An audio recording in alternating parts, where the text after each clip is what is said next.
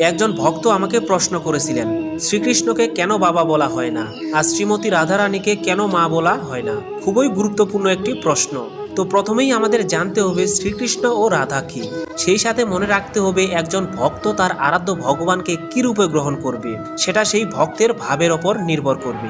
বৃন্দাবনে আমরা যে রাধা কৃষ্ণকে দেখতে পাই তারা মূলত আলাদা কেউ নয়। তত্ত্বগতভাবে দেখলে ভগবান শ্রীকৃষ্ণ তার বাম অঙ্গ থেকে শ্রীমতী রাধারানীকে সৃষ্টি করেছিলেন। আর রাধারানী হলেন আদি শক্তি, মহামায়া শক্তি, কৃষ্ণ স্বরূপিণী, কৃপাময়ী, প্রেমময়ী। আর ভগবান শ্রীকৃষ্ণ হচ্ছেন পুরুষোত্তম, পুরুষেরও উত্তম। বৃন্দাবনে যখন রাধাকৃষ্ণ লীলাবিলাস করেছিলেন তখন শ্রীকৃষ্ণের বয়স ছিল 15 আর রাধারানীর বয়স ছিল 14। অর্থাৎ বৃন্দাবনে যারা নিত্য কিশোর কিশোরীর যুগল ভজনা করেন সেই ভক্তরা কৃষ্ণের প্রেমভক্তি প্রাপ্ত করার জন্য রাধারানীকে অধীশ্বরী রূপে তার আনুগত্যের সেবা করেন।